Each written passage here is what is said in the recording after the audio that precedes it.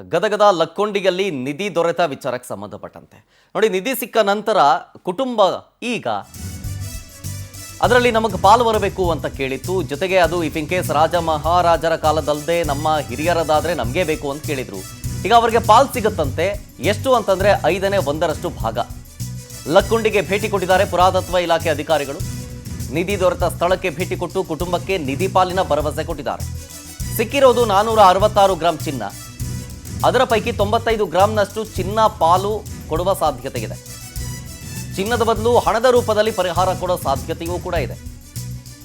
ಸಿಕ್ಕಿದ್ದು 466 gram.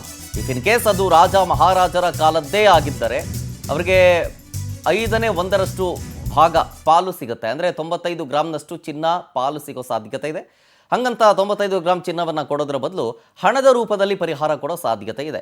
If in case ಅದು ಅವರ ಕುಟುಂಬಸ್ಥರ ಹಿರೀಕರದ್ದು ಅಥವಾ ಅವರ ಪೂರ್ವಜರದ್ದು ಏನಾದರೂ ಚಿನ್ನ ಅನ್ನೋದಾದರೆ ಹೆಂಗೆ ತೀರ್ಮಾನ ತೆಗೆದುಕೊಳ್ಳುತ್ತೆ ಅನ್ನೋದನ್ನು ಕಾದು ನೋಡಬೇಕು.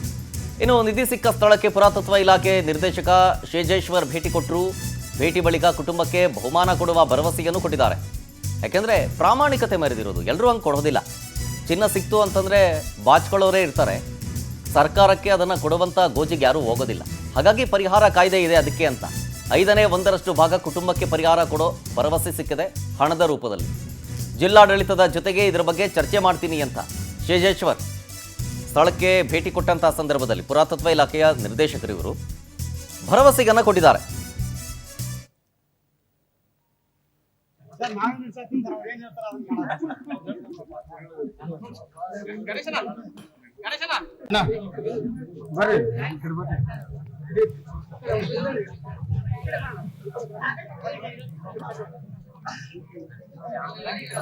ಗಂಭೀರ ಐತ್ರಿ.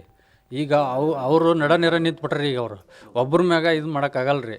ಈಗ ನೀವು ಅವ್ರು ನಮ್ಮ ಜೊತೆ ಅವ್ರ ಕೈ ಜೋಡಿಸಿದ್ರೆ ಒಂದು ಇದು ಆಕೈತಿ. ಏನೋ ಒಂದು ದುಡ್ಡಿಂದ ಒಂದು ಸಹಾಯ ಮಾಡಿದ್ರೆ ಅವ್ರ ನೌಕರಿ ದಾರಿದೀಪ ಆಕೈತ್ರಿ. ಅವಾಗ ಮುಂದೆ ಅವಾಗ ಅನುಕೂಲ ಆಕೈತಿ. ಆ ಉದ್ದೇಶಕ್ಕೆ ನಾವು ಹೇಳಿದ್ರಿ. ಈಗ ತಂದಿರೋದು ಮಗ ಆಕಿ ನಡ ನಿಂತಾಳ. ಯಾವ ಇದು ಮಾಡ್ತೀರೋ ಮಾಡಿರಿ. ಒಟ್ಟು ನಮ್ಮ ಬೇಡಿಕೆ ಅಂಕರ ಹಿಂಗೈತ್ರಿ. ನೀವ ನೋಡ್ರಿ. ಇಷ್ಟು ದಿನ ಅಂಕರ ನಾವು ನೋಡ್ಕೊಂತಾನೆ ಬಂದೀವಿ ರೀ. ಈಗ ಇನ್ನು ಮುಂದೆ ನೋಡ್ತೀವಿ ರೀ. ಯಾರು ಈಗ ಇದನ್ನ ಮಾತ್ರ ಈ ಬೇಡಿಕೆ ಮಾತ್ರ ನೀವು ಈಡೇರಿಸ್ಬೇಕು. ಕಟ್ಟಿಸ್ಬೇಕಂತ ಆಸೆ ಇತ್ತು ರೀ. ಆದ ಆಸೆ ಈಗ ನಿರಾಸೆ ಆದಾಗ ಆತ್ರಿ. ಈಗ ಅದು ಬಾಳೆವು ಈಗ ಸಿಕ್ಕಿದ್ದು ನಿಮ್ಗೆ ಚಲೋ ಅಂತೀರಾ ಹೆಂಗೆ? ಅದ್ರ ಮ್ಯಾಗ ಆಸೆನೇ ಇಲ್ರಿ. ನಾವು ಚಿಕ್ಕಿ ಸುಖ ಚಲೋ ಅಂತ ಅನ್ನಂಗಿಲ್ಲ ರೀ. ನಾನು ಅದ್ರ ಮ್ಯಾಗ ಆಸೆನೇ ಇಲ್ರಿ. ಒನೇದು ನಮ್ಗೆ ಭಾಳ ಗಂಭೀರ ಐತ್ರಿ. ಈಗ ಅವರು ನಡ ನಿಂತ್ಬಿಟ್ರಿ. ಈಗ ಅವರು ಒಬ್ಬರ ಮ್ಯಾಗ ಇದು